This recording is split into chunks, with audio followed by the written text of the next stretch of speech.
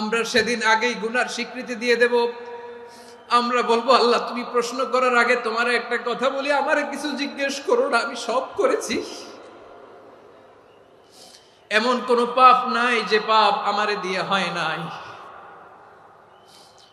তোমার রহমত দিয়ে তুমি জান্নাতে পাঠাবা, তোমার দয়ায় জান্নাতে যেতে চাই, আমল দিয়ে না। পারবেন বলতে?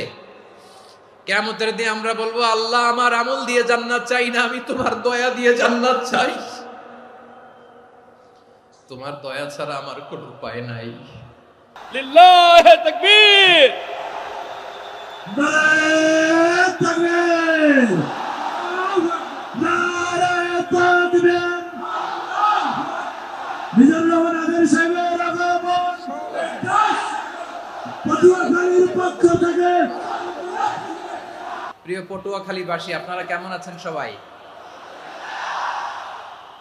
আমি তো দেখলাম যে গতকালই এসে আপনারা বসেছিলেন, কষ্ট হয় নাই? সারাদিন খাওয়া দাওয়া করতে পেরেছিলেন তো? নামাজগুলো সময় মতো পড়তে পেরেছেন? মাশাআল্লাহ, মাশাআল্লাহ। আল্লাহ তাআলা কবুল করুক, আমরা পড়ি আমিন। আপনারা শুনেছেন যে প্রতিটি বিভাগে আমরা একটি করে প্রোগ্রাম দিচ্ছি, একবার করে সফর করছি। তারই ধারাবাহিকতায় বরিশাল বিভাগের এই প্রোগ্রাম আমাদের মাসুদ ভাইয়ের কারণে বাধ্য হয়ে আমাকে পটুয়াখালীতে দিতে হয়েছে। মাসুদ ভাই এমন ভাবে ধরেছেন, রিকোয়েস্ট করেছেন, সেটাকে ডিনাই করার, রিজেক্ট করে দেওয়ার সুযোগ আর হয়নি। আলহামদুলিল্লাহ। খুব চমৎকার একটি শহর, অসাধারণ একটি নগরী। আমি উপর থেকে দেখছিলাম, খুব গোছানো, খুবই গোছানো সুন্দর একটি শহর, আলহামদুলিল্লাহ। আর পাশেই আছে আপনাদের বিশাল সমুদ্র সৈকত, যেখান থেকে সূর্যোদয় সূর্যাস্ত একসাথে দেখা যায়, ঠিক কিনা বলেন? বরিশাল বিভাগের প্রতি আগে থেকেই আমার আলাদা একটা টান, দুটো কারণে।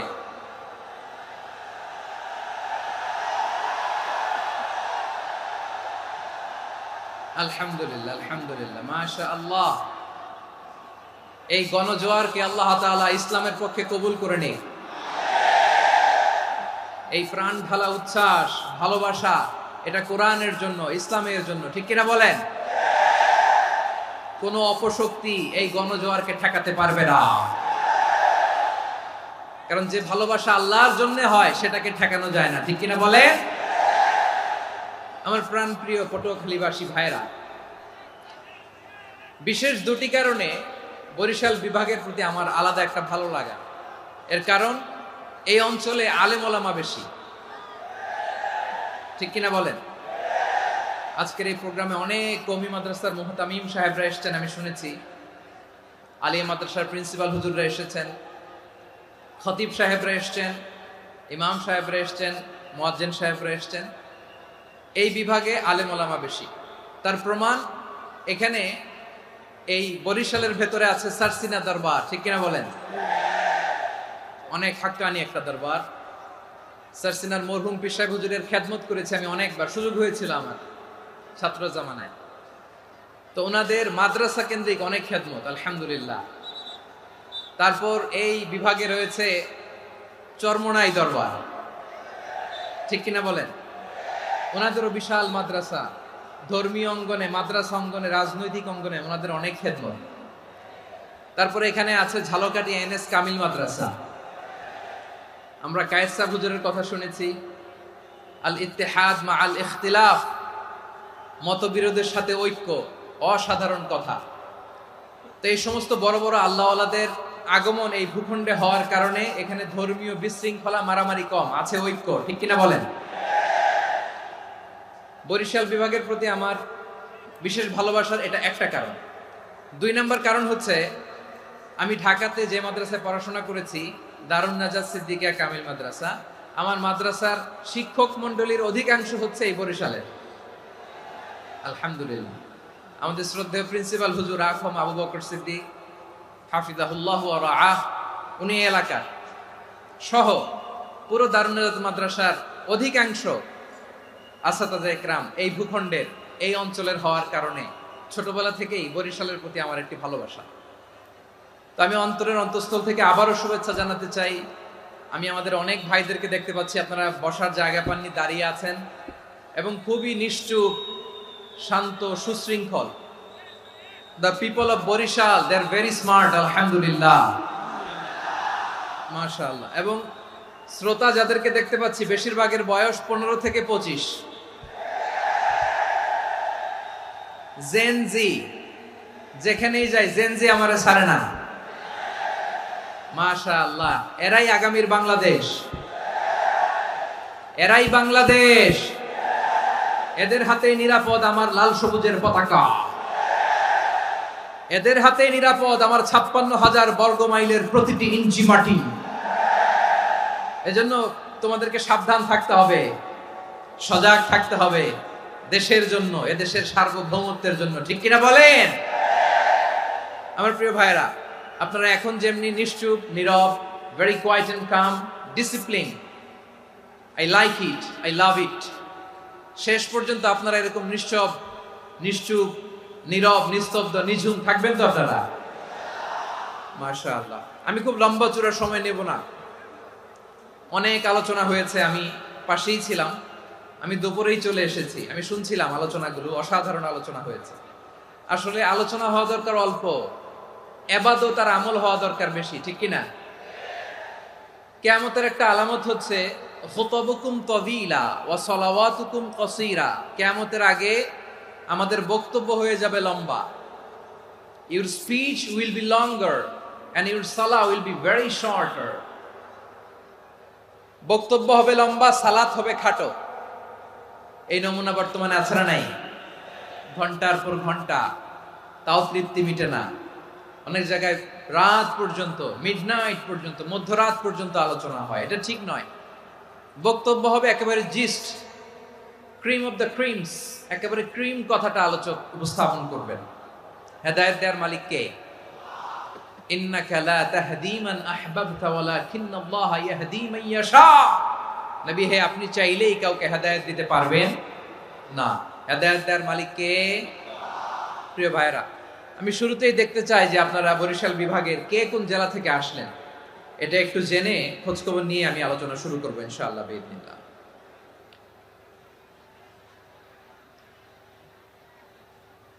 প্রিয় ভাইরা,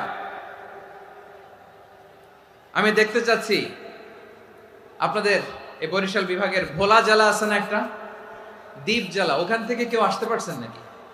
হ্যাঁ, আল্লাহু আকবার, আসছে তো, ওই যে হাত দেখা যাচ্ছে। সর্বনাশ, মাশাআল্লাহ, ঠিক আছে, আল্লাহ আমার ভাইদেরকে তুমি কবুল করো। বরগুনা জেলা থেকে কেউ এসেছেন আজকের প্রোগ্রামে?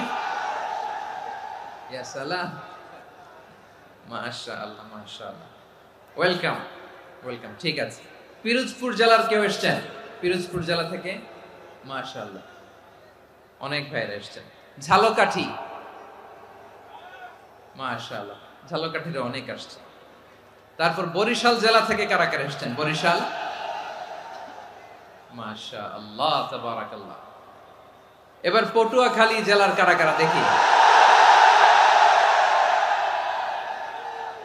মাশাআল্লাহ, মাশাআল্লাহ, মাশাআল্লাহ। আল্লাহ তুমি কবুল করো, আল্লাহ তুমি কবুল করো। লিল্লাহি তাকবীর, লিল্লাহি তাকবীর, লিল্লাহি তাকবীর। হাত নামান। প্রিয় ভাইরা, আসুন আমরা কাল বিলম্ব না করে আজকের পটুয়াখালী জেলা শহরের, মাশাআল্লাহ, ওই যে লক্ষ্মীপুর থেকে আমাদের ভাই এসে প্লেকার্ড নিয়ে দাঁড়াইছে, ঠিক আছে, প্লেকার্ড দেখেছি, ফি আমানিল্লাহ। আচ্ছা, এই বরিশাল বিভাগের বাইরে থেকে কারা কারা আসছেন দেখি, কেউ আছেন কিনা? মাশাআল্লাহ, অনেক অনেক অনেক, মাশাআল্লাহ, আল্লাহ কবুল করুন, আল্লাহ কবুল করুন, ফি আমানিল্লাহ। চাঁদপুর, ঠিক আছে, ঠিক আছে, হ্যাঁ, ইলিশের বাড়ি, চাঁদপুর, ঠিক আছে, মাশাআল্লাহ। বসুন, বসুন। সম্মানিত ভাইরা, আসুন আমরা মূল আলোচনার দিকে চলে যাই। আজকে আমরা যে টপিকটা নিয়ে আলোচনা করব সেটা হচ্ছে, আমরা যে জীবনে বিপদে পড়ি, আমরা বিপদে পড়লে আমাদেরকে উদ্ধার করে কে?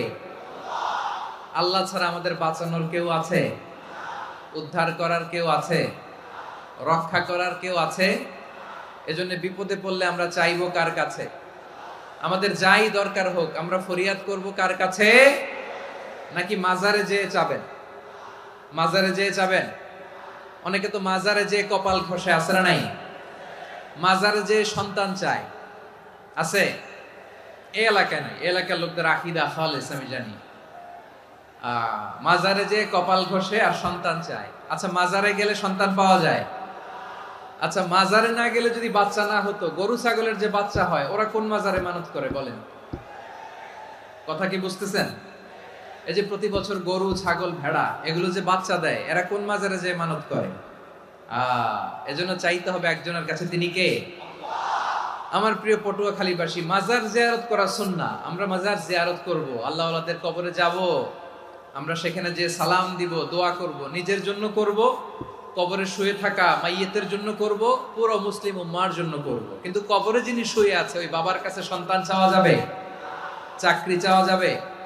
সফলতা চাওয়া যাবে? সফলতা দেয় কে? সবাই বলেন নাই, আওয়াজ করে বলেন, সফলতা দেওয়ার মালিক কে? এক কথাই রব্বুল আলামিন বলেন, ওয়া ইয়ামসাসকাল্লাহু বিদুররিন ফালা কাশিফা লাহু ইল্লা হু ওয়া ইয়ুরিদকা বিখাইরিন ফালা রাদ্দা লিফাদলি ইউসিবু বিহি মান ইয়াশাউ মিন ইবাদিহি ওয়া হুয়াল গফুরুর রহিম। আল্লাহু আকবার। আল্লাহ বললেন, ওয়া ইয়ামসাসকাল্লাহু বিদুররিন ফালা কাশিফা লাহু ইল্লা হু। আল্লাহ যদি তোমাকে কোনো বিপদ স্পর্শ করায়, আল্লাহ যদি তোমারে কোনো বিপদে ফেলে দেয়, ওই বিপদ থেকে উদ্ধার করার তিনি ছাড়া আর কেউ নাই। জোরে বলেন ঠিক কিনা? তিনি যদি কোনো বিপদে ফেলেন, তিনি ছাড়া বিপদ থেকে উদ্ধার করার কেউ নাই। আর তিনি যদি তোমার প্রতি কোনো অনুগ্রহ করতে চান, ওই অনুগ্রহ ঠেকিয়ে দেওয়ার ক্ষমতাও কারো নাই। আল্লাহ যদি আপনার সফলতা দিতে চায়, পৃথিবীর কোন শক্তি ওই সফলতাকে থামাতে পারে? এজন্য আল্লাহ বললেন, খবরদার, চিন্তার আকীদা খালিস করে নাও। ওয়া ইয়ামসাসকাল্লাহু বিদুররিন ফালা কাশিফা লাহু ইল্লা হু। আল্লাহ বিপদে ফেললে বিপদ থেকে উদ্ধার করার কেউ থাকে না। আর আল্লাহ যদি তোমার প্রতি দয়া দেখাতে চান, অনুগ্রহ করতে চান, ওই অনুগ্রহকে প্রতিরোধ করার মতো ক্ষমতা কারো নাই। তিনি তার বান্দাদের মধ্য থেকে যাকে ইচ্ছা তাকে দেন, যত ইচ্ছা তত দেন। তিনি ক্ষমাশীল, তিনি মেহেরবান। সুবহানাল্লাহ। তিনি ক্ষমাশীল, তিনি মেহেরবান। তাহলে এই আয়াত থেকে আমরা বুঝতে পারলাম, আমরা যদি বিপদে পড়ি আমাদেরকে কেউ বাঁচাতে পারে না। আমার বাবা আমারে বাঁচাতে পারে? হ্যাঁ? আমার মা আমাকে বাঁচাতে পারে? আমার বন্ধু আমারে বাঁচাতে পারে? আমার দলের কর্মী আমাকে বাঁচাতে পারে? আমার পীর সাহেব আমারে বাঁচাতে পারে? আমার পটুয়াখালীর ভাইয়েরা খেয়াল রাখবেন, বাঁচাতে পারে এক মহান সত্তা, উদ্ধার করতে পারে এক মহান সত্তা। চিৎকার করে বলুন, তিনি কে?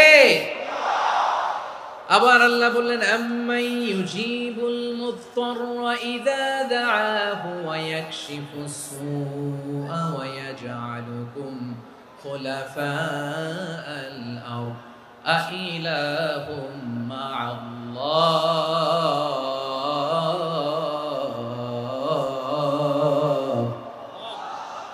ক্বালিলাম মা তাযাক্কারুন। রব্বুল আলামিন বলেন, বিপদে পড়ে কাতর কণ্ঠে চিন্তাগ্রস্ত হয়ে যখন কেউ ফরিয়াদি হয়ে আল্লাহর ডাকে হাত তোলে, তখন এই ব্যক্তির ডাকে সাড়া দেয় কে? সবাই বলুন। কাতর কণ্ঠে বিপন্ন অবস্থায় আপনি যখন কেঁদে কেঁদে হাত তুলে আপনার দুঃখের কথা জানান, আপনি যখন ডাকেন তারে, তখন আপনার ডাকে সাড়া দেয় কে? আল্লাহ বলে, আমি সাড়া দেই। তোমাদের বিপদকে মুক্ত করে দেয় কে? ওই আল্লাহর সাথে কোন উপাস্য আছে নাকি? কিন্তু খুব অল্প সংখ্যক লোকই তোমরা উপদেশ গ্রহণ করো। কথাটা কার?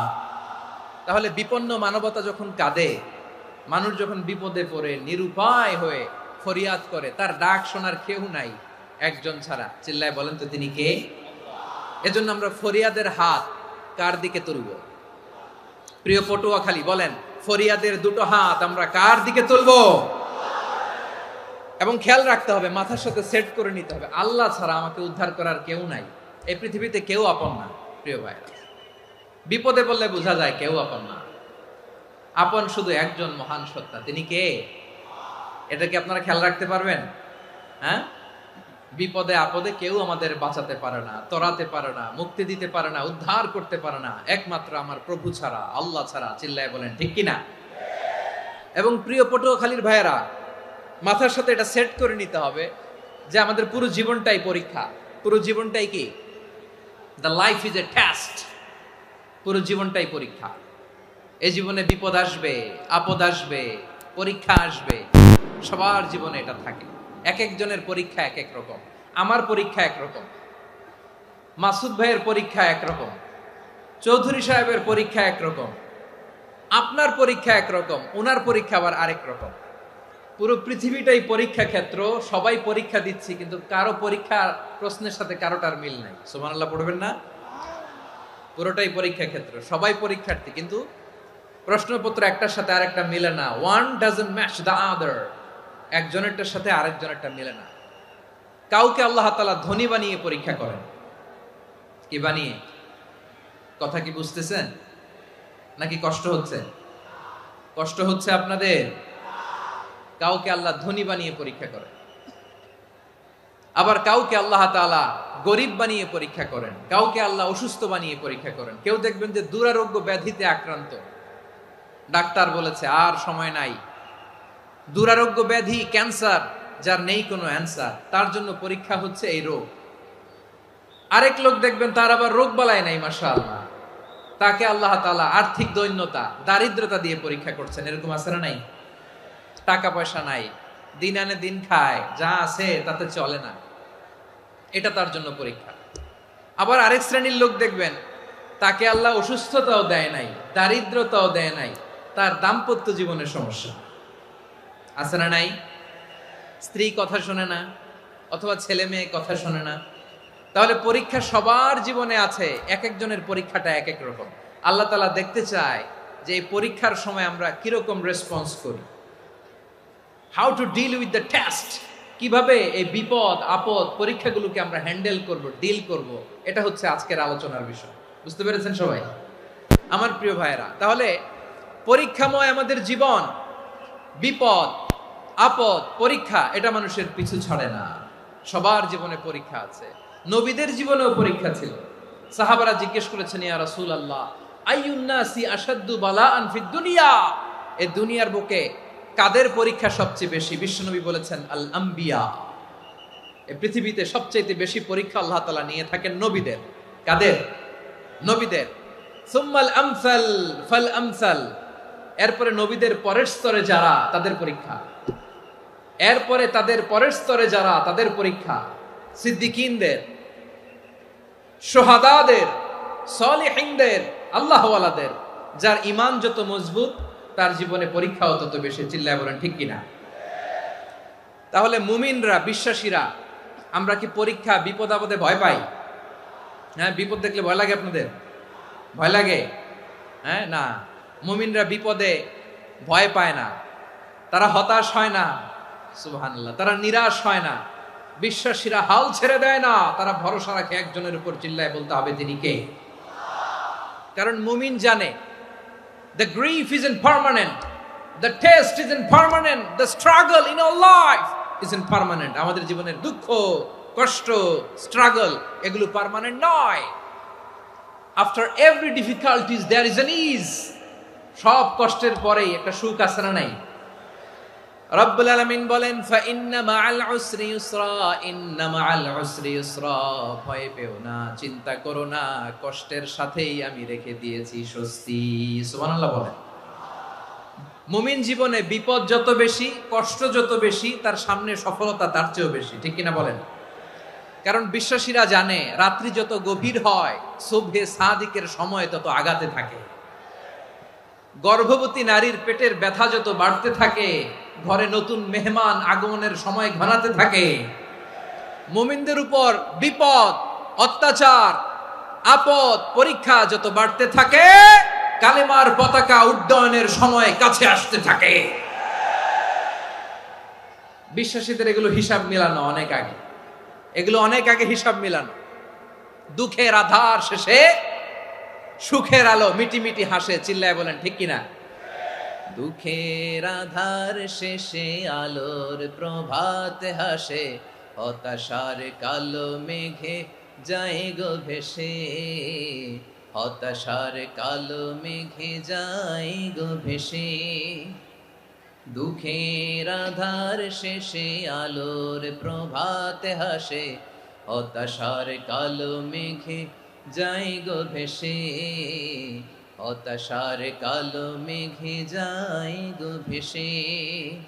কোরআনে দুঃখের আধার শেষে আলোর প্রভাত হাসে, হতাশার কালো মেঘে যায় গো ভেসে, হতাশার কালো মেঘে যায় গো ভেসে।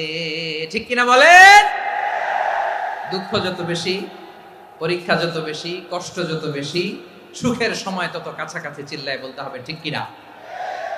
এজন্য মুমিন জীবনে পরীক্ষা বেশি, মুমিনদের হতাশা নাই। মুমিনরা নিরাশ হয় না, হতাশ হয় কাফিররা। মুমিনরা কখনো হাল ছেড়ে দেয় না, মুমিনরা ভরসা রাখে একজনের উপর, তিনি কে? তাহলে আমার প্রিয় পটুয়াখালীবাসী, বিপদ থাকবে, পরীক্ষা থাকবে, এই বিপদ থেকে আমাদেরকে উদ্ধার করবেন একজন, তিনি কে? আমরা শুধু আল্লাহর উপরই ভরসা রাখবো। রাজি আছেন তো? চাইবো একজন সত্তার কাছে, আওয়াজ করে বলুন তিনি কে? একজন সত্তার কাছে চাইবে। বিশ্বনবী ওনার চাচাতো ভাই আব্দুল্লাহ ইবনে আব্বাস রাদিয়াল্লাহু তাআলা আনহুকে বললেন, ইয়া আব্দুল্লাহ ইবনুল আব্বাস, হে আব্দুল্লাহ ইবনে আব্বাস, ইদা সাআলতা ফাসআলিল্লাহ, যখন চাইবে আল্লাহর কাছে যাও। ও আব্দুল্লাহ, যখন চাইবা আল্লাহর কাছে চাও। ওয়া ইদা ইসতাআনতা ফাসতাইন বিল্লাহ, যখন সাহায্য চাইবা আল্লাহর কাছে ফরিয়াদ করো।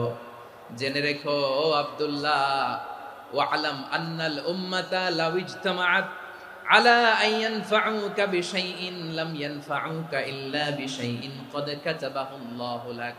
ও আব্দুল্লাহ, জেনে রেখো, মনে রেখো, গোটা বিশ্বের সবাই মিলে যদি তোমার উপকার করতে চায় ততটুকুই তারা করতে পারবে যতটুকু আল্লাহ তোমার নসিবে সেটা লিখে রেখেছে। ঠিক কিনা বলেন? আর যদি গোটা বিশ্বের সবাই মিলে তোমার বিরুদ্ধে কনস্পাইরেসি করে, ষড়যন্ত্র করে, গোটা বিশ্বের সবাই মিলেও যদি তোমার ক্ষতি করতে চায় ততটুকুই শুধু পারবে যেটা আল্লাহ তোমার জন্য বরাদ্দ রেখেছে। যতটুকু আল্লাহ তাআলা তোমার জন্য বরাদ্দ রেখেছে অতটুকুই ক্ষতি করতে পারবে, আর এক চুল বেশিও করতে পারবে না, কমও করতে পারবে না। চিল্লায় বলেন ঠিক কিনা? এজন্য আমরা চাইবো কার কাছে? সবাই বলেন নাই, আওয়াজ করে বলেন কার কাছে? সব সময় আমরা আল্লাহর কাছে চাইবো, বিপদে আপদে, সুখে দুঃখে, সচ্ছল অবস্থায় অসচ্ছল অবস্থায়, পরাজয়ের সময় বিজয়ের সময়, সব সময় আমরা ভরসা রাখবো কার উপর? সবাই বলুন। একদল লোক আছে যারা বিপদে পড়লে আল্লাহরে ডাকে, আছে না নাই? পটুয়াখালীতে মাশাআল্লাহ নাই। বিপদ আসলে আল্লাহরে ডাকে, বিপদ নাই আল্লাহও নাই। বিপদে পড়লে নামাজ পড়ে, বিপদও নাই নামাজও নাই। বিপদে পড়লে জিকির করে, বিপদ যখন চলে যায় ওদের জিকিরও বন্ধ হয়ে যায়। এরকম আছে না নাই? কিছু লোক দেখবেন পরীক্ষা আসলে নামাজ পড়ে, আছে আছে? জেনজি আওয়াজ করো, এরকম আছে? এই কমন পড়ে গেছে, কমন পড়ছে।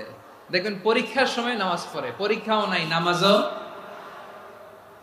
আছে। এরকম কিছু লোক আছে অসুস্থ হলে আল্লাহরে বড্ড ভালোবাসে, আল্লাহরে খুব ডাকে। অসুস্থ হইলে অসুস্থতাও নাই, আল্লাহ স্মরণও নাই। দেখবেন কিছু লোক নির্বাচন আসলে খুব আল্লাহওয়ালা হয়ে যায়, তখন দেখবেন মাথার মধ্যে হেজাব লাগায়, পাঞ্জাবি লাগায়, আল্লাহওয়ালা হয়ে যায়। নির্বাচনও নাই, এরপরে আল্লাহর কথাও নাই। আছে না নাই? না, এরকম হওয়া যাবে না। সব সময় আমরা আল্লাহরে ডাকবো, বিপদে আপদে সব সময় ভরসা রাখবো আমরা একজনের উপর। আওয়াজ করে বলেন তিনি কে? এ কথায় আল্লাহ তাআলা আমাদের চোখে আঙ্গুল দিয়ে জানিয়ে দিলেন, ফাইদা রাকিবু ফিল ফুলকি দা'আবুল্লাহ মুখলিসিনা লাহুদ্দিন فلما نجاهم إلى البر إذا هم يشركون আল্লাহ বলে একদল লোক আছে তারা যখন নৌযানে চড়ে জলযানে চড়ে সাগরের মধ্যে যখন জাহাজে চড়ে লঞ্চে চড়ে তারা যখন তুফানের সম্মুখীন হয় তখন তারা আল্লাহরে বড্ড বেশি ডাকে একান্ত ভাবে ডাকে বিশুদ্ধ চিত্তে ডাকে আবার তুফান থেকে তাদেরকে সেফ জোনে নিয়ে নিরাপদ জোনে নিয়ে যখন বন্দরে আমি আল্লাহ তাদেরকে ভিড়িয়ে দেই ওই লোকগুলো আবার আমি আল্লাহর সাথে শিরিক করে এরকম আছে না নাই জাহাজে উঠছে সাগরের মাঝখানে তুফান ওই সময় দেখবেন আল্লাহ কারে কয় এই কথা তো আপনাদেরকে বোঝানো সহজ আপনারা তো নদীর দেশের মানুষ লঞ্চে চড়েন নাই কারা কারা দেখি লঞ্চে চড়ছেন হ্যাঁ লঞ্চে চড়ে নাই এরকম একজনও নাই এখানে আচ্ছা লঞ্চে উঠছেন কে কে দেখি মাশাআল্লাহ মাশাআল্লাহ মাশাআল্লাহ ঠিক আছে আপনাদের বোঝানো সহজ আচ্ছা লঞ্চে উঠে তুফানের সম্মুখীন হয়েছেন জলোচ্ছ্বাস সবাই মাশাআল্লাহ তো এই ওয়াজ তো আপনাদের মুখস্থ ঠিক কিনা বলেন আমার বলার দরকার নাই বলেন মাঝ নদী তুফান জলোচ্ছ্বাস জলের মধ্যে উচ্ছ্বাস ঢেউ টর্নেডো সাইক্লোন মেঘের ঘনঘটা পরিবেশ ঘুটঘুটে অন্ধকার লঞ্চ একবার এদিকে আরেকবার ওইদিকে ভিতরে কি অবস্থা হয় বলেন তো হ্যাঁ তখন মুসলিম আল্লাহর ডাকে হিন্দু আল্লাহর ডাকে ঠিক কিনা বলেন আস্তিক আল্লাহর ডাকে নাস্তিক আল্লাহর ডাকে ঠিক কিনা লঞ্চের ভেতর স্টিমারের ভেতর কান্নারে রোল পড়ে যায় চিৎকারের রোল পড়ে যায় সবার মুখ দিয়ে শুধু একটা আওয়াজ লা ইলাহা লা ইলাহা লা ইলাহা সুবহানাল্লাহ আলহামদুলিল্লাহ লা ইলাহা আল্লাহ নামের জিকির করবে যারা আল্লাহর কাছে প্রিয় তারা আল্লাহর কাছে প্রিয় যারা জান্নাতে প্রবেশ করবে তারা জোরে লা ইলাহা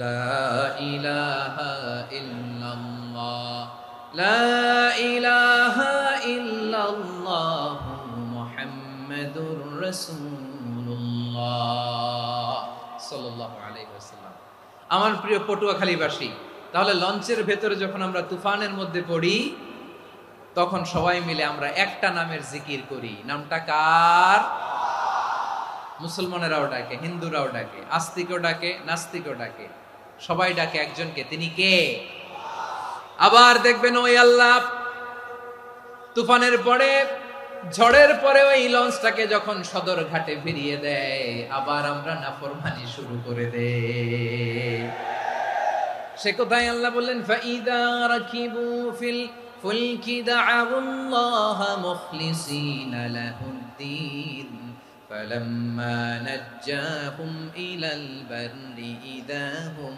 ইউশরিকুন সাগরে যখন তুফানে পড়ে আমি আল্লাহর ডাকে আবার আমি আল্লাহ যখন বাঁচিয়ে দেই আবার আমি আল্লাহর সাথে শিরিক শুরু করে আমরা কি এরকম হতে চাই নাকি এরকম করবেন হ্যাঁ না আমরা তুফানে পড়লেও আল্লাহরে ডাকি আবার বাঁচায় দেওয়ার পরেও ডাকি কারে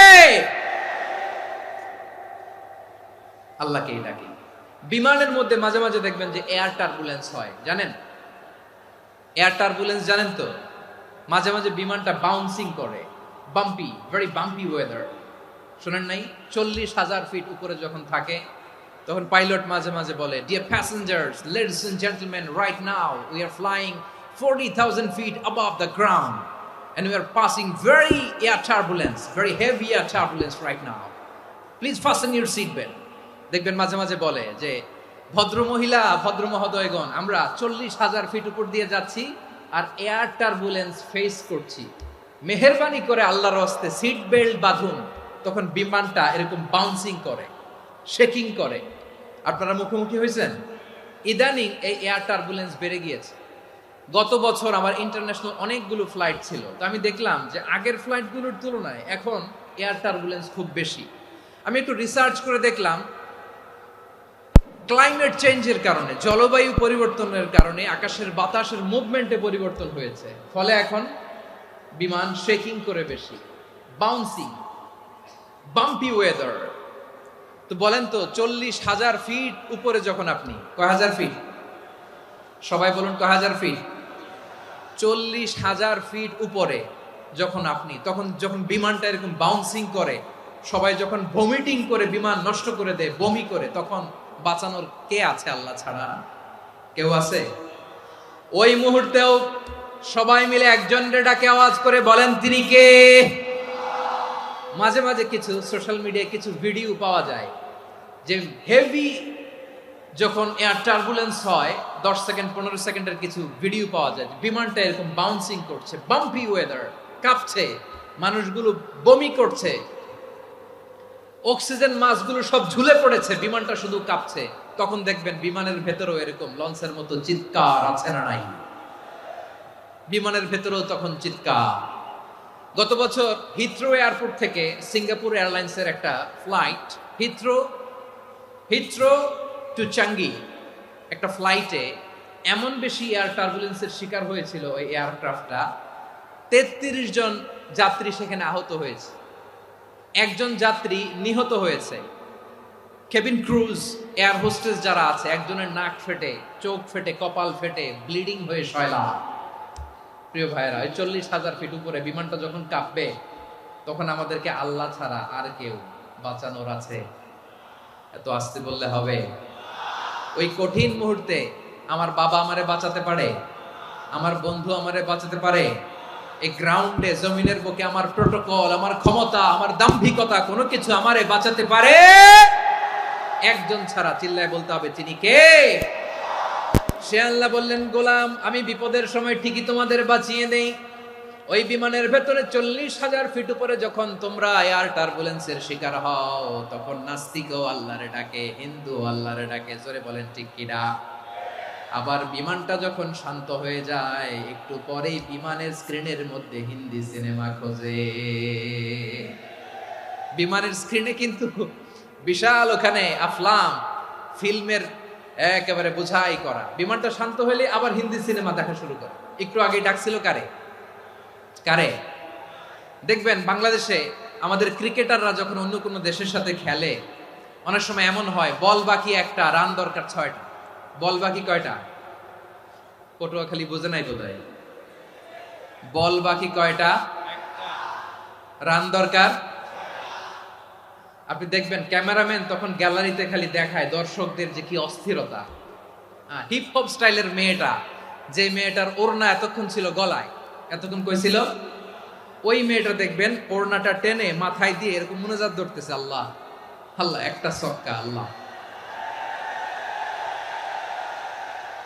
আল্লাহ, আমার লাল সবুজের পতাকারে তুমি অপমানিত কইরো না আল্লাহ, ইন্ডিয়ার সাথে আমাদের খেলা আল্লাহ আল্লাহ, একটা ছক্কা, একটা একটা। পুরো পুরো খেলা জুড়ে এই মেয়ের ওড়না ছিল গলায়, কিন্তু যখন 1 বলে 6 রান দরকার, ওড়না চলে আসছে কোথায়? মাথায়। আবার মুনাজাত আছে না নাই? ঠিকই বাংলাদেশের দামাল ছেলে এমন এক শট মারলো, বল চলে গেল স্টেডিয়ামের বাইরে, ছক্কা, জিতে গেলাম আমরা। পুরো স্টেডিয়াম জুড়ে চিৎকার, হই হুল্লোড়, মৌজ মাস্তি। যেই মেয়েটা মাথার মধ্যে ওড়না দিয়ে এতক্ষণ সুবহানাল্লাহ সুবহানাল্লাহ বলে আল্লাহর কাছে দোয়া করেছে, ওই মেয়ে এখন আবার ওড়না ফেলে দিয়ে নাচা শুরু করে দিয়েছে। তাহলে আল্লাহর ভয়, আল্লাহর প্রতি আস্থা, বিশ্বাস, ভালোবাসা, এটা কি ক্ষণিকের জন্য? মানে আমার যখন লাগবে তখন আল্লাহর ইউজ করবো নাকি?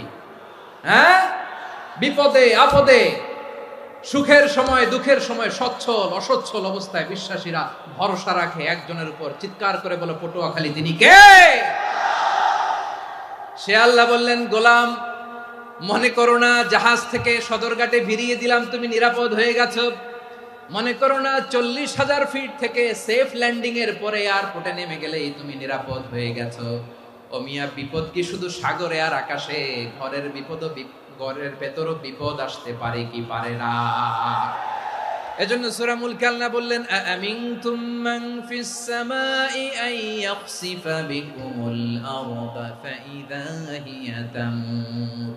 তোমরা কি ভাবছো তোমরা নিরাপদ?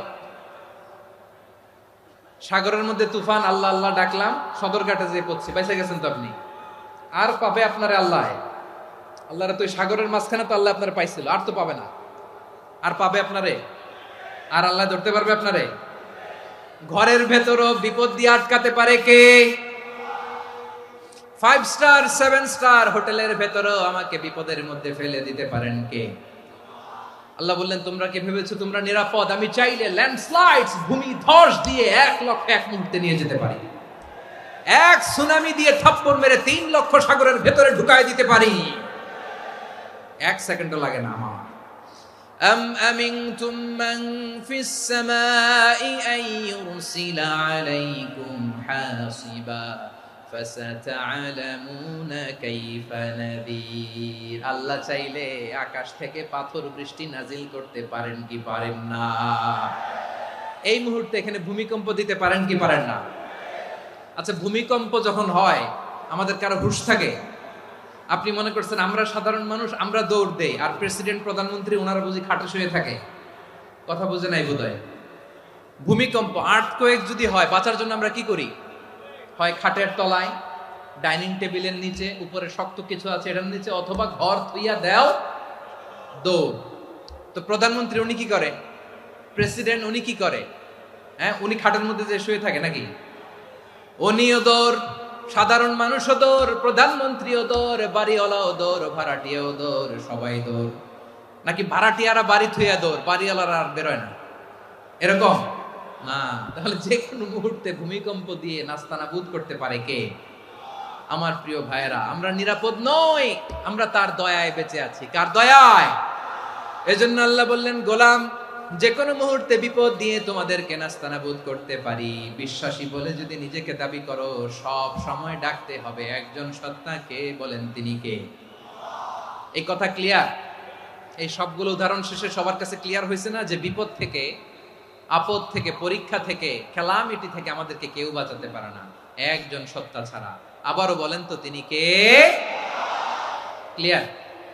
হ্যাঁ, সবাই বুঝতে পারছেন? আচ্ছা, এবার আমরা দেখি বিষ্ণু ইসা ইসলামের জীবনে বিপদ আপদ ছিল কিনা।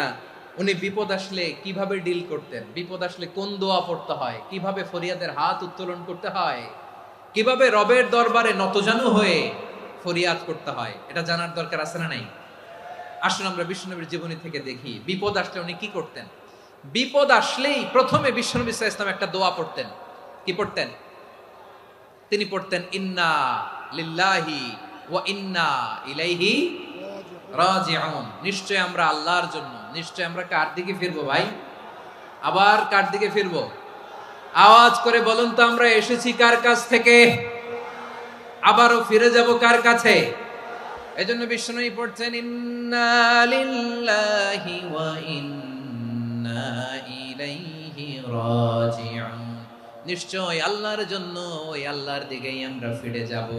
তারপরে বিশ্বনবী পড়তেন আল্লাহুম্মা আজুরনি ফি মুসিবাতি ওয়াখলুফ লি খায়রাম মিনহা। একসাথে প্রথমে পড়তেন ইন্না লিল্লাহি ওয়া ইন্না ইলাইহি রাজিউন, তারপর পরই পড়তেন আল্লাহুম্মা আজুরনি ফি মুসিবাতি ওয়াখলুফ লি খায়রাম মিনহা। মানে আল্লাহ, এই যে আমি বিপদে ধৈর্য ধারণ করলাম, এটার সব তুমি আমারে দাও, আর যেটা হারালাম এর চেয়ে ভালো কিছু দিয়ে মেকআপ করে দিও, ভালো কিছু দিয়ে বদল করে দিও। সুবহানাল্লাহ পড়েন। তাহলে বিপদ আসলে আমরা কি পড়ব? কথা বলেন। এই যে আমি শুয়েছিলাম, নাশিদ গাচ্ছিল ওরা, এদেশে পরস্পরে দেখা হলে দেয় সালাম, এদেশে আমজনতার হৃদয় জুড়ে পাক কালাম, এদেশে বিপদ এলে সর্বজনে সর্বক্ষণে দোয়া পড়ে ইন্না লিল্লাহ। কি পড়ে? সুবহানাল্লাহ সুবহানাল্লাহ সুবহানাল্লাহ সুবহানাল্লাহ। এদেশে আজান শুনে সূর্য ওঠে শহর গ্রামে, এদেশে আজান শুনে সূর্য ডুবে সন্ধ্যা নামে, এদেশে সকল কাজে সবাই বলে বিসমিল্লাহ, এদেশে ভালো কিছু দেখে শুনে হাসি মুখে সবাই বলে মাশাআল্লাহ। সুবহানাল্লাহ পড়েন। তাহলে বিপদ এলে আমরা কি পড়ি? কথা বুঝলে সবাই উত্তর দিতে হবে। বিপদ এলে কি পড়ি? তাহলে বিপদ এলেই আমরা এখন থেকে ইন্না লিল্লাহ পড়বো, নাকি হাই হুতাশ করবেন? একদল আছে হাই হুতাশ করে, হায় আল্লাহ রে মোর কি হইল রে, মুই কি হরমু রে, মুই কমবে জামু রে, আছে না নাই? এরকম বিলাপ করতে নিষেধ করেছেন বিশ্বনবী। কি করব, কই যাব, কি হবে, হায় হায়, এরকম হাহুতাশ আছে না নাই? বিশ্বাসীরা হাহুতাশ করে না, তারা ইন্না লিল্লাহ পড়ে। কি পড়ে মনে থাকবে? আমরা পড়বো ইন্না লিল্লাহি ওয়া ইন্না ইলাইহি রাজিউন। নিশ্চয়ই আমরা আল্লাহর জন্য, আমরা আল্লাহর দিকেই ফিরে যাব। এরপর পড়বো আল্লাহুম্মা আজুরনি ফি মুসিবাতি ওয়াখলুফ লি খায়রাম মিনহা। আল্লাহ, আমি যে বিপদে ধৈর্য ধারণ করলাম এটার সওয়াব দিও, আর যা হারালাম তার চেয়ে ভালো কিছু দিয়ে বদল করে দিও। সুবহানাল্লাহ পড়েন। বিশ্বনবীর এই হাদিস শুনলেন উম্মে সালামা রাদিয়াল্লাহু তাআলা আনহা। ওনার স্বামী হলো আবু সালামা। মজার ঘটনা খেয়াল করে শুনেন আমার প্রিয় কলিজার টুকরা ভাইয়েরা। কানগুলো খরগোশের কানের মতো খাড়া করে আমার দিকে তাকান। সাইয়্যিদাতুনা উম্মে সালামা রাদিয়াল্লাহু তাআলা আনহা, ওনার স্বামীর নাম আবু সালামা। শ্রেষ্ঠ দম্পতি, শ্রেষ্ঠ ফ্যামিলি। প্রথমে হিজরত করেছিলেন হাবাসায়, পরে হিজরত করেছেন মদিনায়। উহুদ যুদ্ধের পরে ওনার স্বামী আবু সালামা ইন্তেকাল করলো, শহীদ হলো। সুবহানাল্লাহ পড়েন। যখন আবু সালামা ইন্তেকাল করলো, উম্মে সালামা রাদিয়াল্লাহু তাআলা আনহা কেঁদে কেঁদে হয়রান। আর নবীর শিখানো বাণী অনুযায়ী তিনি বারবার পড়ছিলেন ইন্না লিল্লাহ। কি পড়ছিলেন? মুই কই জামু, কি হরমু, এগুলো বলে নাই। কি বলছে? ইন্না লিল্লাহ। যেহেতু বিশ্বনবী বলেছেন কেউ যদি বিপদের প্রথম ধাক্কায় পড়ে ইন্না লিল্লাহি ওয়া ইন্না ইলাইহি রাজিউন, আল্লাহুম্মা আজুরনি ফি মুসিবাতি ওয়াখলুফ লি খায়রাম মিনহা, তাহলে এই বিপদে যে সে যা হারালো তার চেয়ে শ্রেষ্ঠ কিছু দিয়ে আল্লাহ তার বদল দিয়ে দিবে। এই হাদিস শুনে উম্মে সালামা রাদিয়াল্লাহু তাআলা আনহা ওনার প্রাণ প্রিয় স্বামী আবু সালামার ইন্তেকালের পরে চোখের পানি ছাড়ে আর পড়ে ইন্না লিল্লাহি ওয়া ইন্না ইলাইহি রাজিউন, আল্লাহুম্মা আজুরনি ফি মুসিবাতি ওয়াখলুফ লি খায়রাম মিনহা। বারবার এই দোয়া পড়ে চোখের পানি ছাড়ে, এই দোয়া পড়ে চোখের পানি ছাড়ে। আর মনে মনে বলে আবু সালামার মতো ভালো মানুষ মদিনাতে নাই, আবু সালামার চেয়েও ভালো মানুষ মদিনাতে নাই। তার চেয়ে ভালো মানুষ কি করে আল্লাহ তাআলা আমারে দিবে? তার চেয়ে ভালো মানুষ তো আমি মদিনাতে দেখি না।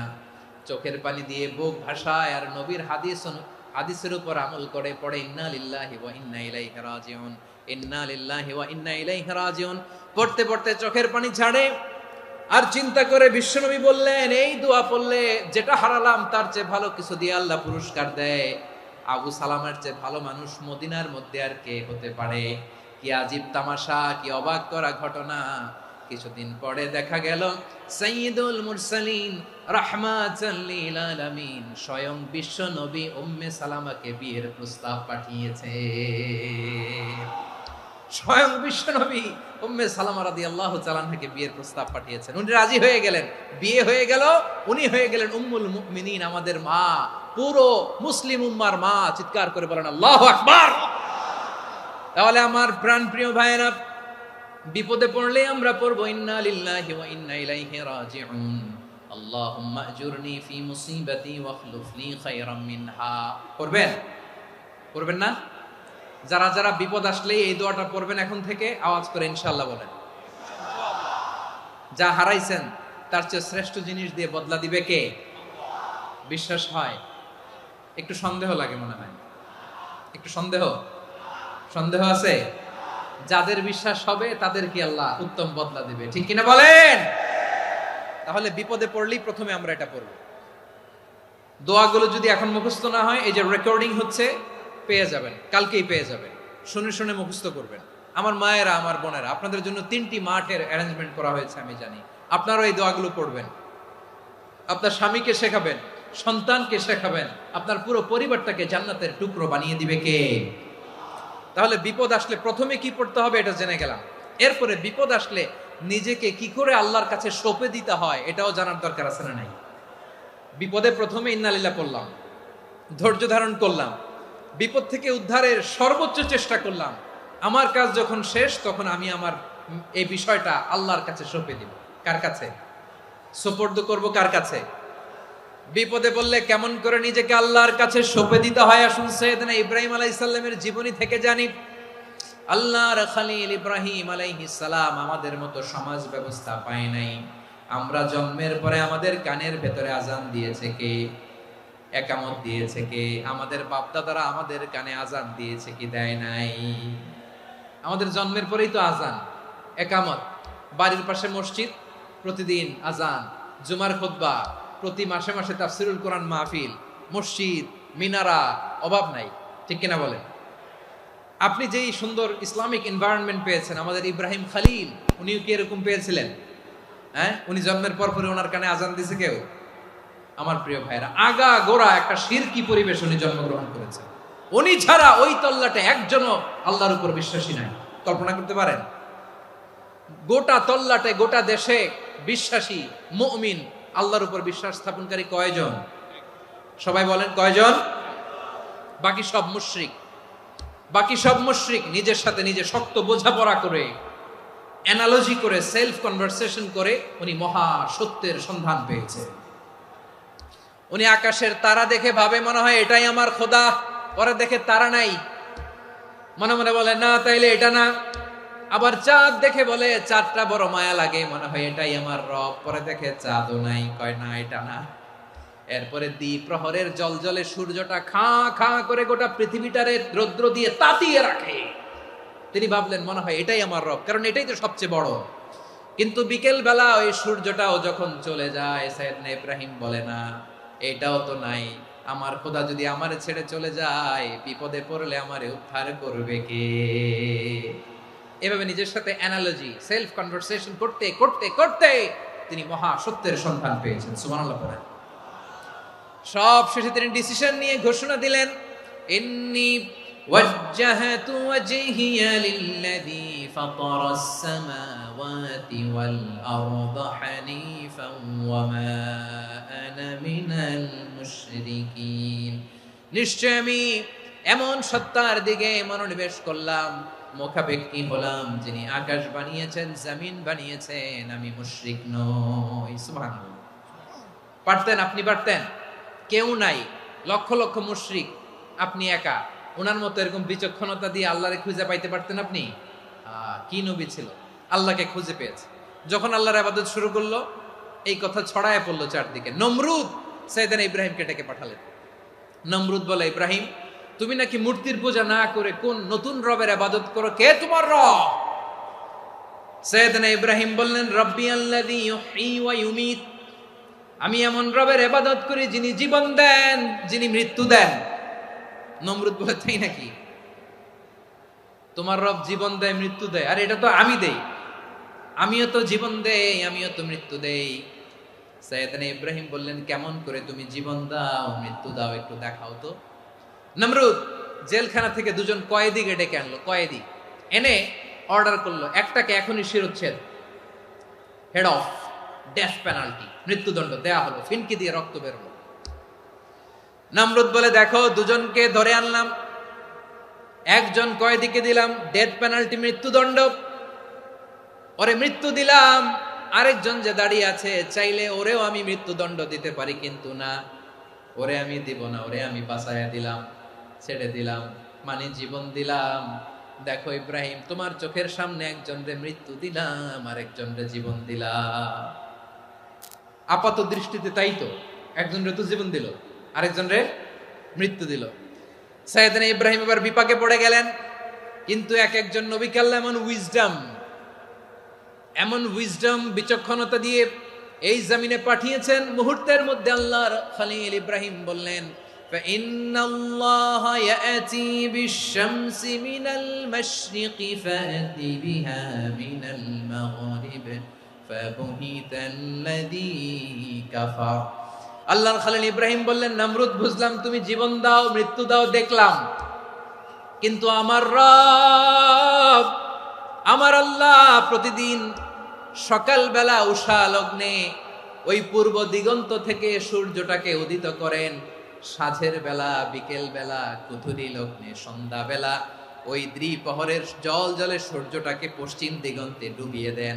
মানে সকালবেলা পূর্ব দিক থেকে উদিত করা সূর্যটাকে পশ্চিম দিকে বিকেলে তিনি ডুবিয়ে দেন। তুমি যদি পারো ওই সূর্যটাকে পশ্চিম দিক থেকে উদিত করে পূর্ব দিকে ডুবিয়ে দাও। সুবহানাল্লাহ পড়বেন না? দেখেন, ইনস্ট্যান্ট ইন্টেলেক্ট, মুহূর্তে বিচক্ষণতা, উইজডম কাকে বলে? নমরুদ পারবে? নমরুদের বাপ পারবে? ওর দাদা, ওর 14 গোষ্ঠী, গোটা বিশ্বের সব ক্ষমতাধর রাষ্ট্রনায়করা একসাথে হলে পারবে? ফাবুহিতাল্লাযী কাফার পারে নাই, ব্যর্থ হয়েছে। এবার তেলে বেগুনে জ্বলে উঠেছে, রেগে মেগে আগুন বলে ফালকুহু ফিল জাহিম। ওর সাথে তর্ক নাই, না পেরে এবার এটারে আগুনে ফেলা। বিশাল বিশাল গাছ কেটে লাকড়ি এনে আগুনের কুণ্ডলি বানানো হলো, দাও দাও দাও দাও করে আগুন জ্বলে। আল্লাহর খলিল ইব্রাহিমকে আগুনে নিক্ষেপ করা হবে। আল্লাহর খলিল সাইয়েদনা ইব্রাহিমের হাতের মধ্যে রশি দিয়ে টাইট করে বাঁধা হলো, পায়ের মধ্যেও টাইট করে রশি দিয়ে বাঁধা হলো। আল্লাহর খলিল ইব্রাহিমকে আগুনের কুণ্ডলির মধ্যে ফেলা হবে। ওমিয়া, আপনি যে বিপদের কারণে ভয় পান, হতাশ হন, এটা কোনো বিপদ ওনার বিপদের সামনে? পটুয়াখালী আওয়াজ করে বলুন, সাইয়েদনা খলিল ইব্রাহিমের বিপদের সামনে আমাদের বিপদগুলো কোনো বিপদ? এটা কোনো বিপদই না, এটা কোনো বিপদই না। হাত পা বেঁধে টাইট করে নিক্ষেপ করা হবে, সিম্পলি ফেলা যাবে না, কারণ দাও দাও করে দ্য ব্লেজিং ফায়ার, এমন আগুনের কুণ্ডলি, কাছে যাওয়া যায় না, আগুনের উত্তাপে নিক্ষেপ করা হবে। হাতে রশি বেঁধে, পায়ে রশি বেঁধে আল্লাহর খলিল ইব্রাহিম আলাইহিস সালামকে আগুনের মধ্যে নিক্ষেপ করা হবে। আহা, এটার বলে অগ্নি পরীক্ষা। উনি অগ্নি পরীক্ষার সম্মুখীন হয়েছিলেন। এজন্য কঠিন পরীক্ষাকে আমরা অগ্নি পরীক্ষার সাথে তুলনা করি, ঠিক কি না? সাইয়েদনা জিবরাইল এসে বললেন, ও আল্লাহর খলিল, ওরা তো আপনার হাতও বেঁধে ফেললো, পাও বেঁধে ফেললো, নড়াচড়ার সুযোগ নাই, বলেন আমি জিবরিল ফেরেশতা আপনার জন্য কি করতে পারি? আল্লাহর খলিল ইব্রাহিম বলেন, ও জিবরাইল, তোমার কাছে আমার কোনো চাওয়া পাওয়া নাই। সুবহানাল্লাহ বলেন। তোমার কাছে বলার কিছু নাই, তোমার সাহায্যের আমার দরকার নাই। সাইয়েদনা ইব্রাহিম আলাইহিস সালামকে হাতে পায়ে রশি বেঁধে, হাত পা বাঁধা অবস্থায় জ্বলন্ত অগ্নিকুণ্ডে যখন নমরুদের দলবল নিক্ষেপ করবে, আল্লাহর খলিল কিভাবে নিজেকে আল্লাহর কাছে সঁপে দিয়েছেন, পটুয়াখালীর ভাইরা খেয়াল করে শুনুন। হাত পা বেঁধে আল্লাহর খলিলকে যখন নিক্ষেপ করা হবে, তিনি মুখ ফুটে বলে ফেললেন, হাসবুনাল্লাহু ওয়া নি'মাল ওয়াকিল। হাসবুনাল্লাহু ওয়া নি'মাল ওয়াকিল, আমার জন্য আল্লাহই যথেষ্ট, আমার জন্য আল্লাহই যথেষ্ট। তিনি আমার সবচেয়ে বড় গার্ডিয়ান, তিনি আমার সবচেয়ে বড় অভিভাবক। জিব্রাইলের সাহায্যে অফারকে ফিরিয়ে দিলেন। দুনিয়ার বুকে কারো কাছে কিছু বলেন নাই, মুখ ফুটে বলেছেন হাসবুনাল্লাহ। ও আমার পটুয়াখালীর প্রাণের ভাইয়েরা, খেয়াল রাখবেন, কোন বান্দা তার হাতে থাকা সব চেষ্টাটুকুন করার পরে মুখ ফসকে মুখ দিয়ে যখন বলে ফেলে হাসবুনাল্লাহ, বান্দা যখন হাসবুনাল্লাহ বলে ফেলে, ওই ব্যাপারটা ডিল করার দায়িত্ব স্বয়ং আল্লাহ আরশের উপর থেকে নিয়ে নেয়। আপনি যখন বলে ফেলবেন হাসবুনাল্লাহ, এটা ডিলিং করবে কে তখন? চিল্লায় বলেন না, তিনি কে? বান্দা তার সাধ্যের সবটুকু চেষ্টার পরে নতজানু হয়ে যখন বলবে হাসবুনাল্লাহ, আল্লাহ তুমি আমার জন্য যথেষ্ট, নি'মাল ওয়াকিল, তুমি আমার শ্রেষ্ঠ অভিভাবক, তখন তার কি দরকার না দরকার এটা ডিল করে স্বয়ং আল্লাহ। নিক্ষেপ করা হলো সাইয়েদনা ইব্রাহিমকে অগ্নিকুণ্ডলিতে। হাজার হাজার মানুষের দৃশ্য দেখার জন্য জড়ো হয়েছে এরকম বিশাল ময়দানে। কিন্তু কি অবাক করা ঘটনা, সবাই ভয় পাচ্ছিল, না জানে কি হয়ে যায়। আল্লাহর খলিলকে যখন আগুনের কুণ্ডলিতে নিক্ষেপ করা হয়, আল্লাহর খলিল ইব্রাহিম আগুনের কুণ্ডলের মধ্যে বসে বসে মানুষগুলোর দিকে তাকিয়ে হাসতে শুরু করে দেয়। কারণ আকাশ থেকে রব্বুল আলামিন স্পেশাল ভার্ডিক্ট নাজিল করেছেন, স্পেশাল হুকুম জারি করেছেন, কুলনা ইয়া নারু কুনি বারদান ওয়া সালামান আলা ইব্রাহিম। ও আগুন, খবরদার, সৃষ্টির শুরু থেকে তোকে একটা ধর্ম আমি বাতলে দিয়েছিলাম, তোর ধর্ম, আগুনের ধর্ম হলো যা পাবে জ্বালিয়ে সারখার করবে। আল্লাহ বলল, ও আগুন, তোর ধর্ম দিয়েছিলাম তুই সব জ্বালিয়ে পুড়িয়ে ছারখার করে দিবি, কিন্তু ক্ষণিকের জন্য আমি তোর জ্বালিয়ে দেওয়ার ক্ষমতাটাকে কেড়ে নিলাম। জ্বালিয়ে ভস্ম করে দেওয়ার ক্ষমতা আমি কেড়ে নিলাম। কুনি বারদান, ঠান্ডা হয়ে যা। কিন্তু এত বেশি ঠান্ডা হবি না আবার আমার ইব্রাহিমের জন্য সর্দি লেগে না যায়। সুবহানাল্লাহ, এত আসতে বললে হবে?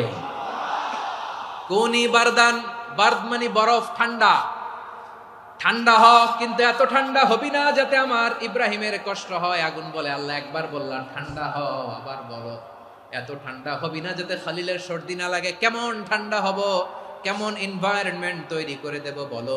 আল্লাহ বললেন, সালামান আলা ইব্রাহিম, আমার খলিল, আমার কলিজা, আমার ইব্রাহিমের জন্য তুই জান্নাতের গুল বাগিচা হয়ে যা। ও ভাই, নবী মুসার মতো ঈমান হলে রাস্তা হবে সাগর জলে, নবী ইউসুফের মতো ঈমান হলে একে একে দরজা খোলে। নবী ইব্রাহিমের মতো ঈমান যদি আজও থাকে বিদ্যমান, অগ্নিকুণ্ডে দেখতে পাবে খুবসুরত এক ফুল বাগান। কুলনা ইয়া নারু কুনি বারদান ওয়া সালামান আলা ইব্রাহিম। বান্দা যখন মুখ দিয়ে বলে হাসবুনাল্লাহ, আমার আল্লাহ আমার জন্য যথেষ্ট, এই বলে যখন নিজেকে সঁপে দেয়, তার কি লাগবে ওই দায়িত্ব স্বয়ং নিয়ে নেয় কে? সবাই বলেন, স্বয়ং নিয়ে নেয় কে? তাহলে আমার প্রিয় ভাইরা, বিপদের শুরুতেই আমরা বলবো ইন্না লিল্লাহ। শুরুতে কি বলবো? এরপরে যেই বাক্যটা পড়ে নিজের পরিস্থিতিকে আল্লাহর দরবারে সঁপে দিব, সেটা হচ্ছে হাসবুনাল্লাহ। সেটা কি? বিষ্ণু বলেন, লা ইয়াজালু লিসানুকা রাতাবান মিন যিকরিল্লাহ। সব সময় আল্লাহর স্মরণ দিয়ে, জিকির দিয়ে জিহ্বাটারে সিক্ত রাখো। আর শয়তানু জাসিমুন আলা কলবি ইবনে আদম, শয়তান বনি আদমের কলবে খামচি মেরে বসে থাকে। ফাইদা যাকারাল্লাহ খালাসা, মানুষ যখন আল্লাহ স্মরণ করে জিকির করে, শয়তান দৌড়ে পালায়। ওয়াইদা গাফালা ওয়াসওয়াসা, যখনই বনি আদম গাফেল হয় তখনই শয়তান তার হৃদয়ে ওয়াসওয়াসা দেয়। এজন্য বিপদে পড়লে ইন্না লিল্লাহ, নিজের সব টুকুন করার পরে, নিজের রোল প্লে করার পরে নিজেকে আমরা কি বলে সঁপে দিব? সবাই বলেন, সবাই বলতে হবে। আরো জোরে বলে, মনে থাকবে? বিপদে পড়লে প্রথমে ইন্না লিল্লাহ, এরপরে নিজেকে যখন সঁপে দিব তখন হাসবুনাল্লাহ। এরপরে কঠিন বিপদে যখন বিশ্বনবী পড়তেন তখন কি করতেন? এমন বিপদ মাঝে মাঝে হয় না, দেয়ালে পিঠ থেকে যায়, চোখে মুখে অন্ধকার, কি করব দিশা খুঁজে পাই না, এরকম হয় কখনো? হ্যাঁ, আপনাদের হয়? হয় না? কিন্তু জান্নাতে আছেন আপনারা। হয় হয় এরকম হয়েছে না যে দেয়ালে পিঠ থেকে গেছে, চোখে মুখে অন্ধকার, কই যাব, কি করব, বাঁচানোর কেউ না, এরকম হয়েছে কখনো আপনাদের? যদি হয় তাইলে এটার সলিউশন বলবো, না হইলে তো এগুলো বলে লাভ নাই। হয় হয় হয় বিশ্বনবী এরকম কঠিন বিপদে পড়েছেন জীবনের কিছু কিছু মুহূর্তে। ওই মুহূর্তে বিশ্বনবী স্পেশাল দুইটা দোয়া পড়তেন। এই দোয়াগুলো আপনাদেরকে জানিয়ে দেয়। বিশ্বনবী বলেন, কঠিনতম বিপদে যখন পড়বা, দেয়ালে পিঠ থেকে যায়, চোখে মুখে অন্ধকার, বাঁচার কোনো উপায় নাই, তখন পড়বা লা ইলাহা ইল্লা আনতা সুবহানাকা ইন্নী কুনতু মিনাজ জালিমিন। আল্লাহ, তুমি ছাড়া কোনো ইলাহ নাই, তুমি পবিত্র, নিশ্চয় আমি জালিমদের অন্তর্ভুক্ত। সুবহানাল্লাহ বলেন। এই দোয়া সাইয়েদনা ইউনূস আলাইহিস সালাম পড়েছিলেন যখন মাছের পেটে ছিলেন। কিসের পেটে?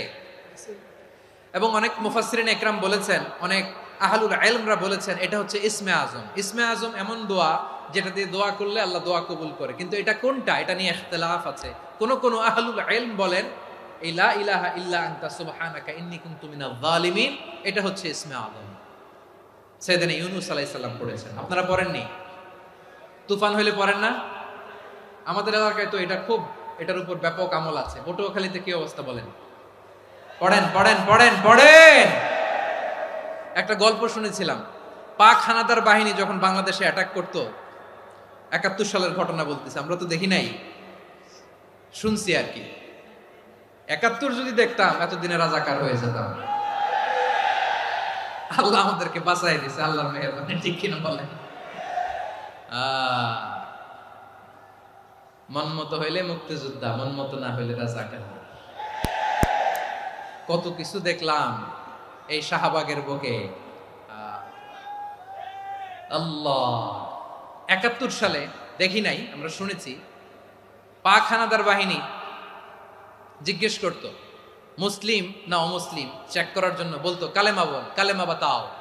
তো যারা কালেমা বলতে পারতো পাকিস্তানি বাহিনী নাকি ওদেরকে ছেড়ে দিত, শুনেছি। তো একজনকে, এক বাঙালিরে পেয়ে তার মাথার মধ্যে বন্দুকর নল ধরে বলতেছে কালেমা বল সালে, কালেমা বাতা, কালেমা বল। তো ভয়ের চোটে এই দোয়া পড়া শুরু করছে।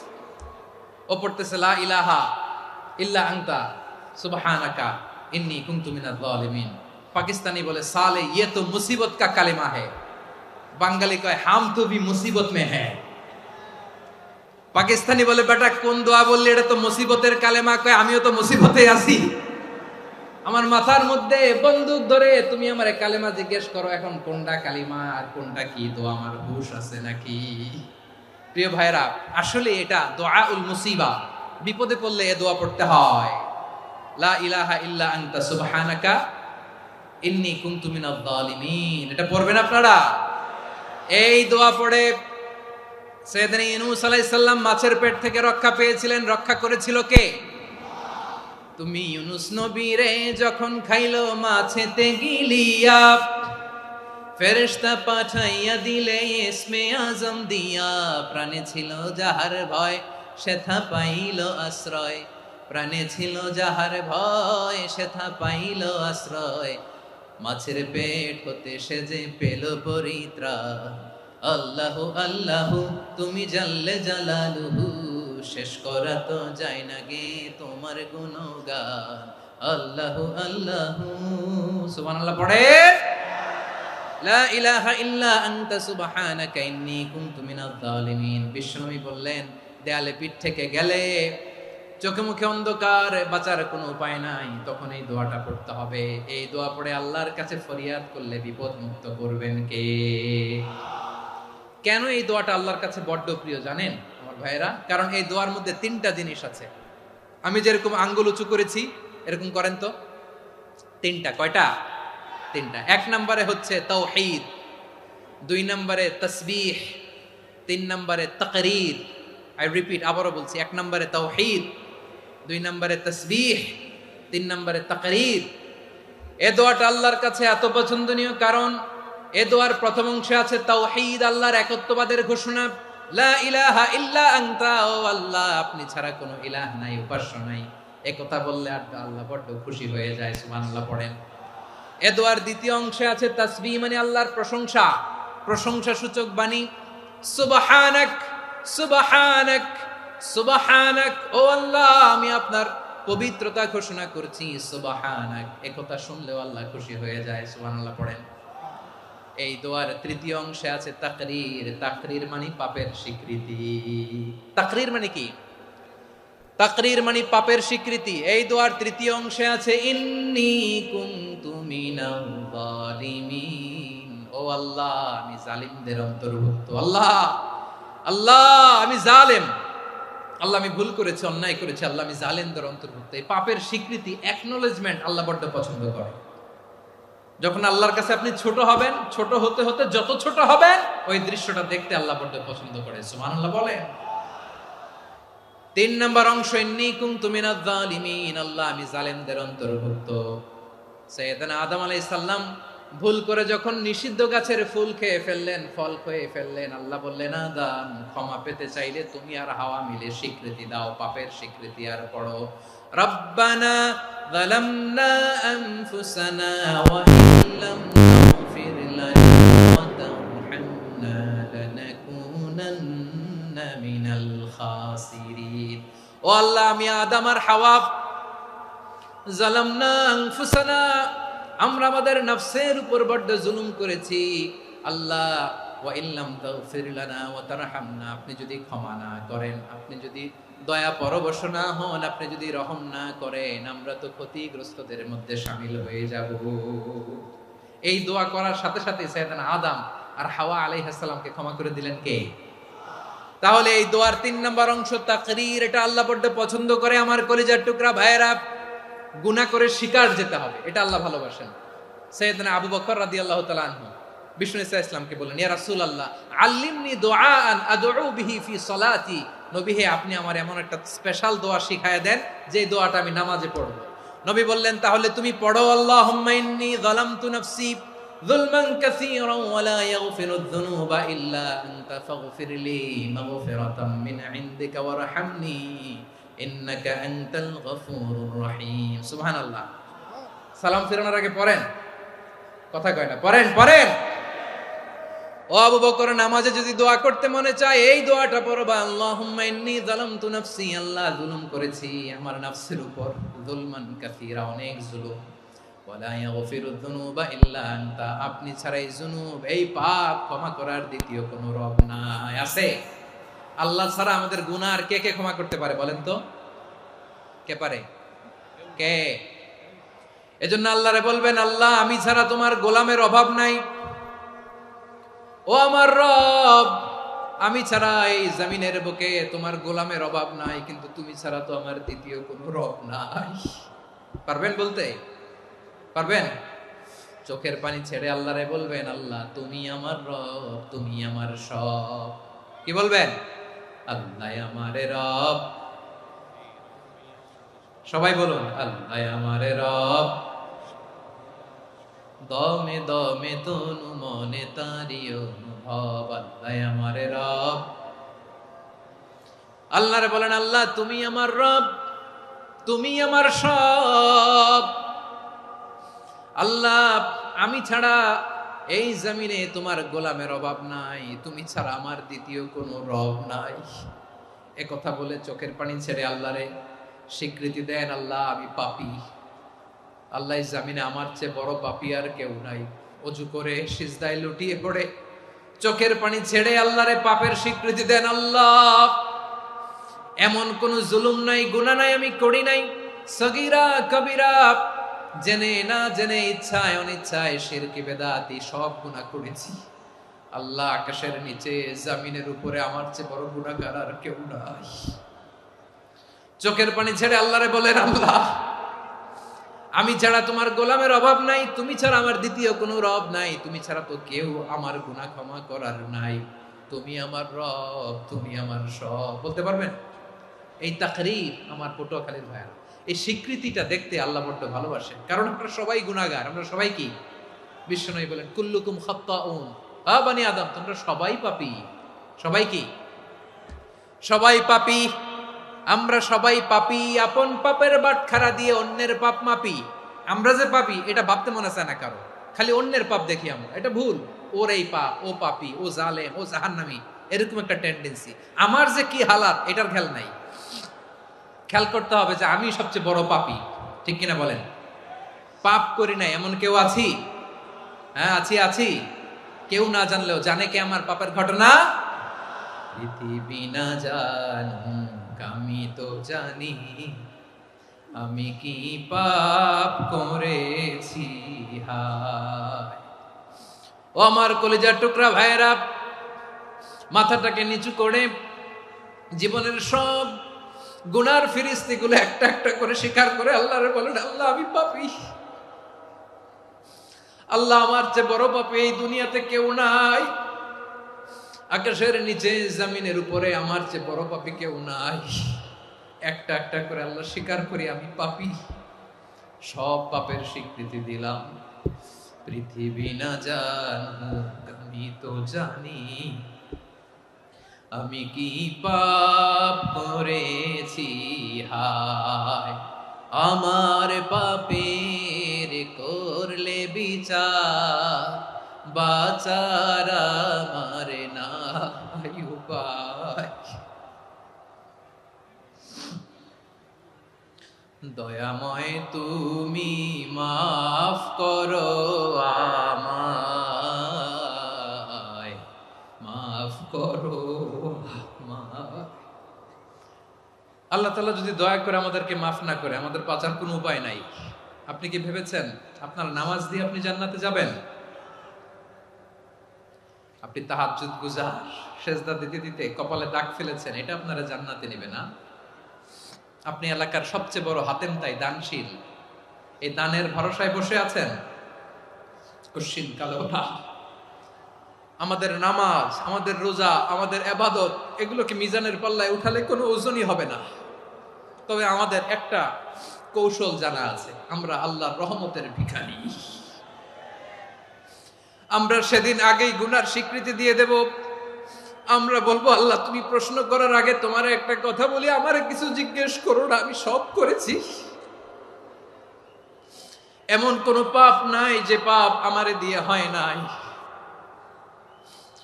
তোমার রহমত দিয়ে তুমি জান্নাতে পাঠাবা, তোমার দয়ায় জান্নাতে যেতে চাই, আমল দিয়ে না। পারবেন বলতে?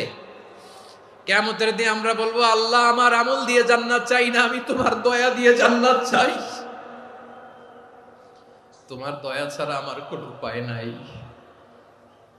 কারণ আল্লাহ যদি বিচার করে, বাঁচার কারো উপায় নাই। আল্লাহ যদি বলে ফেলেন তুই এটা করলি কেন, ওখানে গেলি কেন, কোরআনে 1000 বার নিষেধ করলাম তারপরেও এই পাপে জড়ালি কেন, এরকম প্রশ্ন ছুড়ে দিলে আমার উত্তর আছে? বাঁচার কোনো উপায় আছে? রোজ হাসরে হে আল্লাহ আমার করোনা বিচার, আল্লাহ করোনা বিচার। বিচার চাহি না তব দয়া চাই, এ গুনাহগার, আল্লাহ করোনা বিচার। আপনার আমল দিয়ে জান্নাতে যাবেন? কি দিয়ে যাবেন? আল্লাহর দয়া দিয়ে। আল্লাহর রহম আর দয়া ছাড়া কেউ জান্নাতের চেহারাও দেখতে পাবে না। আমার প্রিয় ভাইরা, এই দোয়া আল্লাহর কাছে পছন্দনীয় হওয়ার কারণ 3টা। দোয়ার প্রথম অংশে আছে তাওহীদ, আল্লাহর একত্ববাদের ঘোষণা।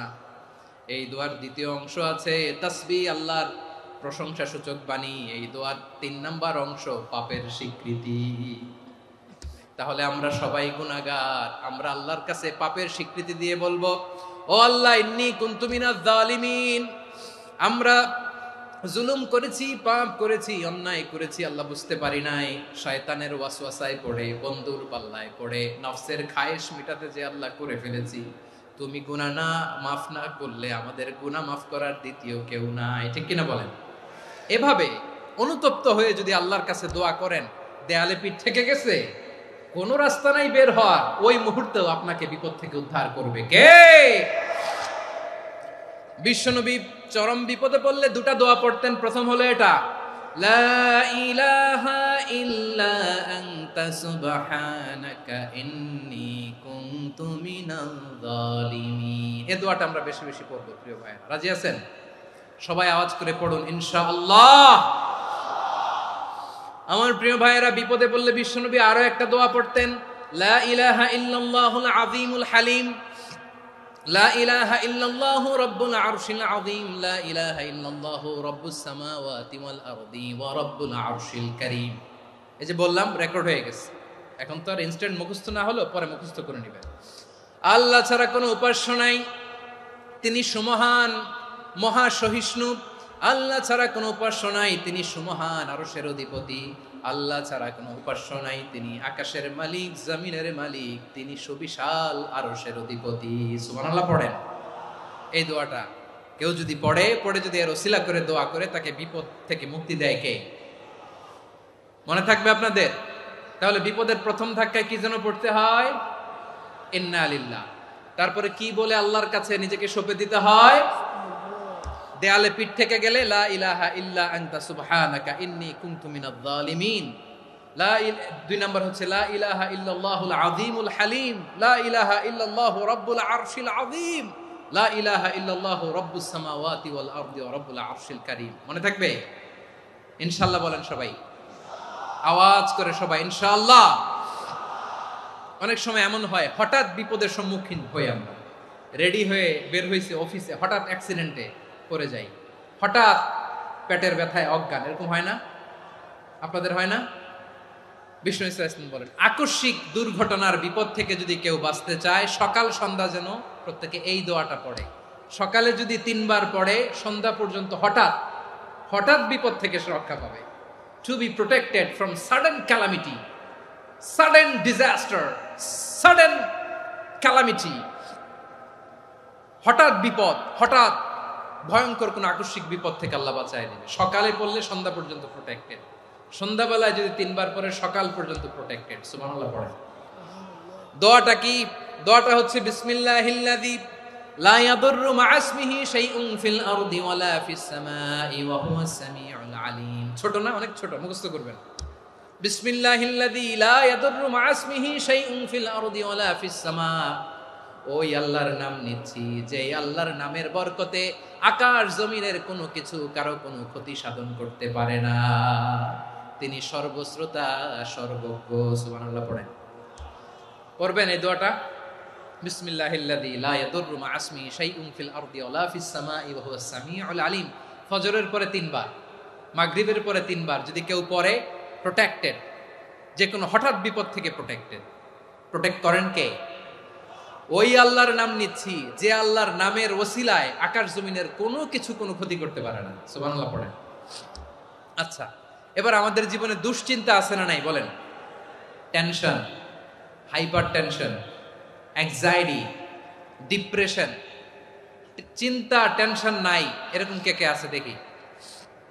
হাত তোলেন। ওই যে হাত তুলছে এক আল্লাহর ওলি, ওই যে। টেনশন নাই তোমার? মাশাআল্লাহ। ও না বুঝে তুলছে, জোকের চোটে, জোশের ঠেলায় ধাক্কায় তুলে ফেলছে। সবার জীবনে টেনশন আছে না নাই? এই দুশ্চিন্তা, পেরেশানি, মারাত্মক পেরেশানি থেকে মুক্তি পাওয়ার জন্য বিষ্ণু ইসলাম 2টো দোয়া পড়তেন। কয়টা? অনেকগুলো পড়তেন। স্পেশাল 2টো দোয়া আজকে আপনাদের শিখায় যাব, শুনবেন না? কষ্ট হচ্ছে? সংক্ষিপ্ত মুনাজাত দিয়ে দেই। ওরে আল্লাহ, আমি তো 9:30 ক্রস করে ফেলছি মাসুদ ভাই, খেয়াল করে নেই। আরো কয়েক মিনিট? ঠিক আছে, ঠিক আছে। পেরেশানিতে পড়লে, টেনশনে পড়লে এই দোয়াটা, প্রিয় ভাইরা, বিষ্ণু ইসলাম যখন খুব বিপদে পড়তেন, দুশ্চিন্তা ওনাকে ঘিরে ধরতো, উনি পড়তেন ইয়া হাইয়ু ইয়া কাইয়ুম বিরহমাতিকা আস্তাগীথ, ইয়া হাইয়ু ইয়া কাইয়ুম বিরহমাতিকা আস্তাগীথ, ইয়া হাইয়ু ইয়া কাইয়ুম, হে শাশ্বত অবিনশ্বর, হে চিরঞ্জীব, বিরহমাতিকা আস্তাগীথ, তোমার রহমতের উসিলায় তোমার কাছে ফরিয়াদ করি। এটা পড়তেন। আবার আরেক বর্ণনায় এসেছে ইয়া হাইয়ু ইয়া কাইয়ুম বিরহমাতিকা আস্তাগীথ আসলিহ লি শা'নি কুল্লাহু ওয়ালা তাকিলনি ইলা নাফসি তারফাতা আইন। আসলিহ লি শা'নি কুল্লাহ, আল্লাহ আমার সবকিছু আপনি সেটেল করে দেন। আমাদের সব ঝামেলা সেটেল করে দিতে পারে কে? আমরা তো সেটেলমেন্টের জন্য ওই এসপি সাহেবের কাছে যাই, ডিসি সাহেবের কাছে যাই, অমুক ভাইয়ের কাছে যাই, তমুক ভাইয়ের কাছে যাই। এই দোয়া পড়লে আরশের উপর থেকে আপনার ম্যাটার সেটেল করে দিবে কে? তাহলে পড়বেন ইয়া হাইয়ু, এ চিরঞ্জীব।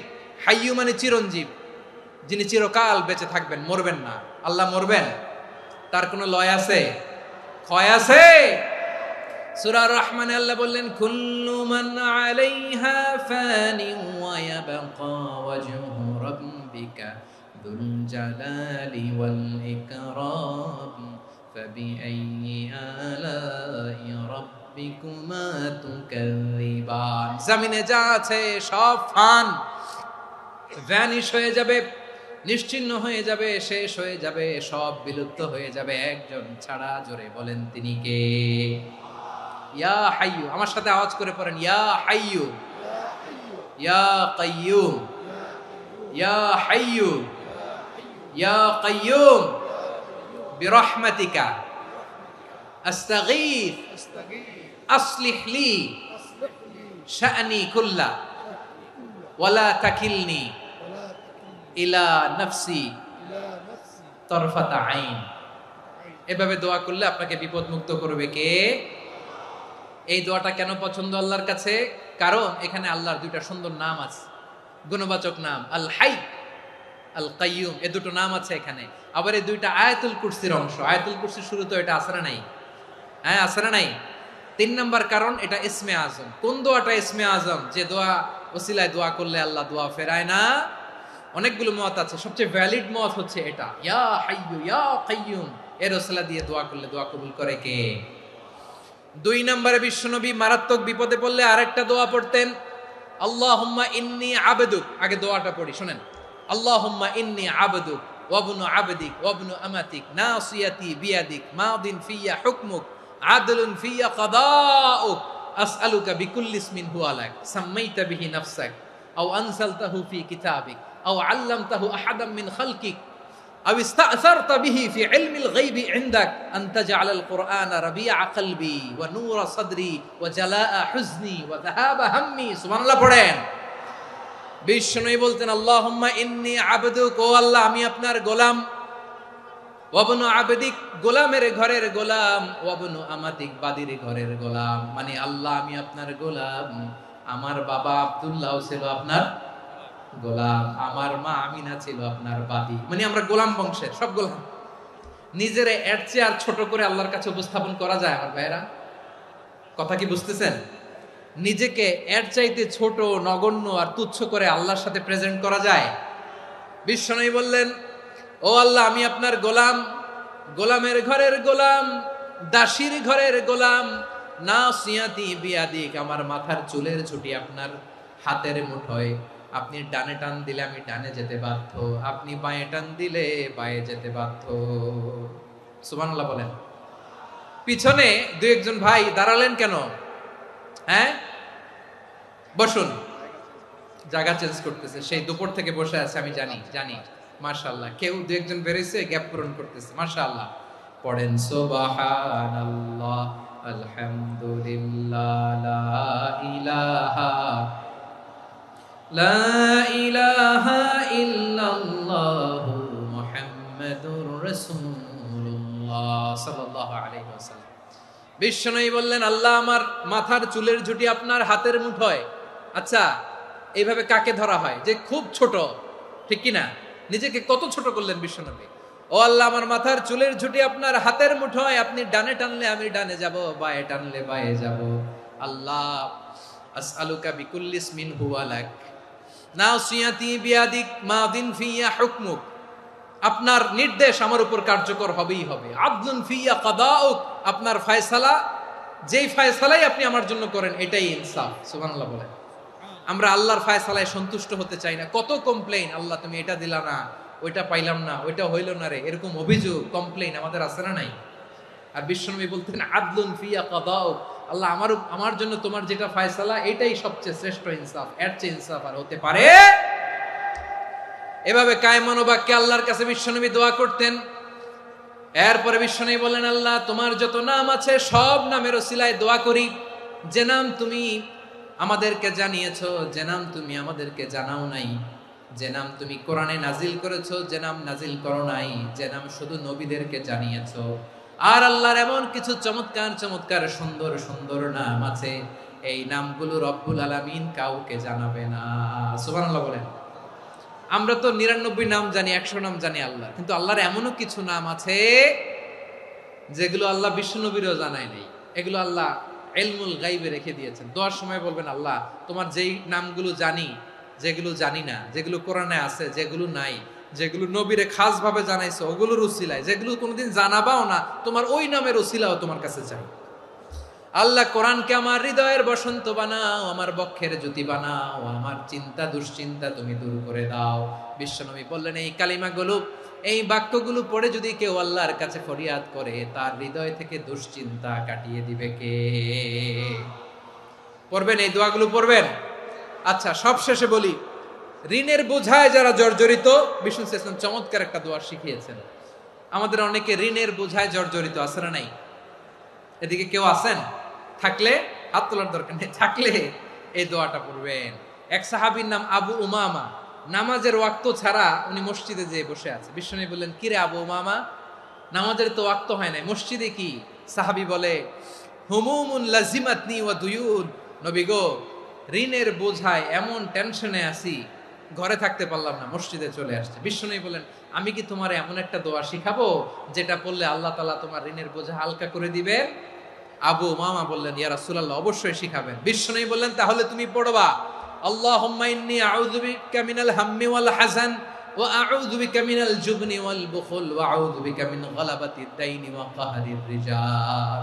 ও আল্লাহ, তোমার কাছ থেকে দুশ্চিন্তা থেকে পানা চাই, কৃপণতা, ভীরুতা, অলসতা, কার্পণ্যতা, এই সব কিছু থেকে, মানুষের কঠোরতা, আমার উপর মানুষের আধিপত্য এবং ঋণের বোঝা থেকে পানা চাই। এই দোয়াটা যখন বিশ্বনবী শিখাই দিলেন, আবু মামা বারবার এই দোয়া পড়ে, আল্লাহুম্মা ইন্নী আউযু বিকা মিনাল হাম্মি ওয়াল হাযান ওয়া আউযু বিকা মিনাল আজজি ওয়াল কাসাল ওয়া আউযু বিকা মিনাল জুবনি ওয়াল বুখল ওয়া আউযু বিকা মিন গালাবাতিদ দাইনি ওয়া কাহরির রিজাল। আবু মামা বলে এই দোয়া আমি পড়তে লাগলাম। কিছুদিন পরে দেখা গেল বিশ্বনবীর শেখানো এই দোয়ার বদৌলতে আল্লাহ তাআলা আমার সব ঋণ পরিশোধের ব্যবস্থা করে দিয়েছেন।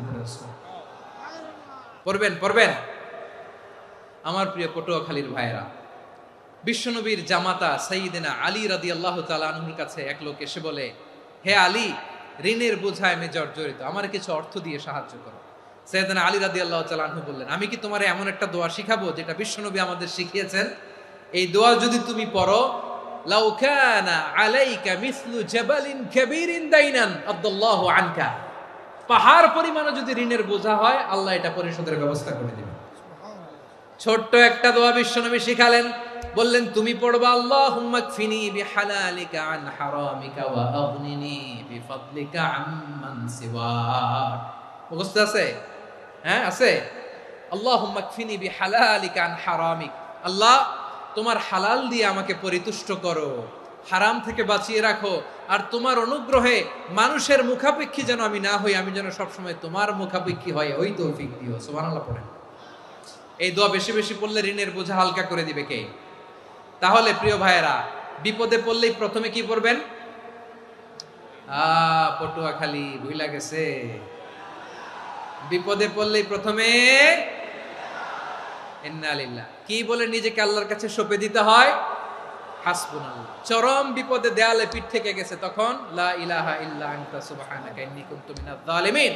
এরপরে লা ইলাহা ইল্লাল্লাহুল আযীমুল হালিম, এই দোয়া। আকস্মিক বিপদ, হঠাৎ যেন কোনো বিপদ আমাকে পেয়ে না বসে, এটার জন্য বিসমিল্লাহিল্লাযী লা ইয়াদুররু মা ইসমিহি শাইউন ফিল আরদি ওয়ালা ফিস সামাই ওয়া হুয়াস সামিউল আলিম। সকালে 3 বার, রাতে 3 বার। আর মারাত্মক tension, hyper tension, anxiety, depression থেকে বাঁচার জন্য 2 দোয়া, ইয়া হাইয়্যু ইয়া কাইয়্যুম, ইয়া হাইয়্যু ইয়া কাইয়্যুম, মনে থাকবে? আর আল্লাহুম্মা ইন্নী আবদুক, এই দোয়া। ঋণ থেকে বাঁচার জন্য 2 দোয়া, আল্লাহুম্মা ইন্নী আউযু বিকা মিনাল হাম্মি ওয়াল হাযান, এটা। আর আল্লাহুম্মা কফিনি বিহালালিকা আন হারামিকা ওয়া আগনিনি বিফাদলিকা আম্মান সিওয়াক। আর সব সময় পড়ার জন্য একটা আমল দিয়ে যাই, উঠতে বসতে, অফিসে যাচ্ছেন, অফিস থেকে ফিরতেছেন, বসে আছেন, শুয়ে আছেন, ছোট্ট এক শব্দে আমরা যেন বেশি বেশি পড়ি আস্তাগফিরুল্লাহ। আওয়াজ করে আমার সাথে পড়ুন, আস্তাগফিরুল্লাহ। আবার পড়ুন, আস্তাগফিরুল্লাহ। আল্লাহ রাসূল সাল্লাল্লাহু আলাইহি ওয়াসাল্লাম বলেন, মান লাজিমাল ইস্তিগফার, যে সব সময় এরকম ইস্তিগফারের সাথে লেগে থাকে, জাআলাল্লাহু লাহু মিন কুল্লি যিকিন মাখরাজা, আল্লাহ তাআলা তাকে কোনো বিপদে আটকান না, সে জীবনে আটকাবে না, যে কোনো বিপদে আল্লাহ তার রাস্তা বের করে দিবেন। Way out, you will get a way out and solution. সুবহানাল্লাহ। ওয়া মিন কুল্লি হাম্মিন ফারাজা, দুশ্চিন্তা মুক্ত হবে। ওয়ায়ারযুকহু মিন হাইসু লা ইয়াহতাসিব, এমন জায়গা থেকে আল্লাহ রিজিকের বন্দোবস্ত করবে যেটা সে কল্পনাও করে না। আওয়াজ করে পড়েন সুবহানাল্লাহ। তাহলে মনে থাকবে আস্তাগফিরুল্লাহর কথা। সব শেষ কথা বলবো, সব শেষ আমার প্রিয় ভাইয়েরা। এটা গেল নিজের বিপদ। কিসের বিপদ? নিজে যদি বিপদে পড়েন, অন্যের বিপদ যদি দেখেন, এটার জন্য একটা দোয়া আছে। অনেক সময় আমরা দেখি হাসপাতালে ক্যান্সারের 3rd স্টেজে চলে গেছে, লোকটা হ্যাংলা হয়ে, চিকন হয়ে, হায়রে কি কষ্ট পায়, দেখি না? বিষ্ণু বলে, একটা দোয়া যদি কেউ অন্যের কোনো বিপদ দেখে পড়ে, ওই বিপদ তার জীবনে কখনো আসবে না। শুনবেন? শোনার আগ্রহ আছে? অনেক সময় হয় যে আমরা মহাসড়ক দিয়ে যখন চড়ি, দুর্ঘটনায়, আইরে আল্লাহ, দুর্ঘটনায় মানুষের মাথা একদিকে, দেহ আরেক দিকে, ব্লিডিং, এরকম হয় না? আল্লাহ তুমি হেফাজত করো। বিশ্বনবী বলেন, এই দুর্ঘটনা দেখে কেউ যদি এই দোয়াটা পড়ে, তার জীবনে সে কোনোদিন এরকম অ্যাক্সিডেন্টের সম্মুখীন হবে না। শুনবেন? বিশ্বনবী বলেন, অন্যের বিপদ দেখে কেউ যদি পড়ে, আলহামদুলিল্লাহিল্লাযী আফানি মিম্মা বতালাকা বিহি ওয়া ফাদ্দালানি আলা কাসীরিন মিম্মান খালাকা তাফদীলা, মানে প্রশংসা সে আল্লাহর যে আল্লাহ তাআলা তোমাকে যেই জিনিস দিয়ে পরীক্ষা করেছে আমাকে ওইটা থেকে বাঁচিয়ে দিয়েছে। তোমাকে আল্লাহ যেই বিপদে ফেলেছে আমাকে ওই বিপদ থেকে তিনি মুক্ত রেখেছে, আর তার অনেক সৃষ্টির উপর আমাকে তিনি প্রাধান্য দিয়েছে। সুবহানাল্লাহ পড়েন। যে কোনো বিপদ, কারো ক্যান্সার দেখে যদি এই দোয়াটা আপনি বিশ্বাসের সাথে পড়েন, জীবনে কোনোদিন ক্যান্সার রোগে আক্রান্ত হবেন না। দুর্ঘটনা দেখে যদি পড়েন, ওই দুর্ঘটনা আপনাকে স্পর্শ করবে না। যে কোনো কারো বিপদ দেখে যদি কোনো বিশ্বাসী বান্দা এই দোয়া পড়ে, বিশ্বনবী বলেন লাম ইউসিবহু যালিকাল বালা, ওই বিপদ তাকে আর ধরবে না। উফিয়া মিনহু মিন যালিকাল বালা কাইনাম মা কান, সে যতদিন হায়াত পাবে কোনোদিন ওই বিপদ তাকে স্পর্শ করবে না। এই দোয়াটা পড়তে রাজি আছেন আমার প্রিয় ভাইরা? তাহলে পুরো আলোচনার সেন্ট্রাল থিম হচ্ছে আমাদের জীবনে বিপদ আসবে, কষ্ট আসবে, দুঃখ আসবে, কিন্তু বিপদে আপদে আমরা হাল ছেড়ে দিব না, হতাশ হব না। মুমিন হতাশ হয় না, নিরাশ হয় না, হাল ছেড়ে দেয় না। মুমিন ভরসা রাখে একজনের উপর। আওয়াজ করে বলুন, যিনি কে? বিপদে পড়লে আমাদেরকে উদ্ধার করে কে? আবার আমাদেরকে যদি কোনো নেয়ামত আল্লাহ দিতে চান, ওইটা কেড়ে নেওয়ার ক্ষমতা কারো আছে? তাহলে আমরা কানেক্টিভিটি বাড়াবো কার সাথে? আমাদের প্রার্থনার ফরিয়াদের হাত তুলবো কার কাছে?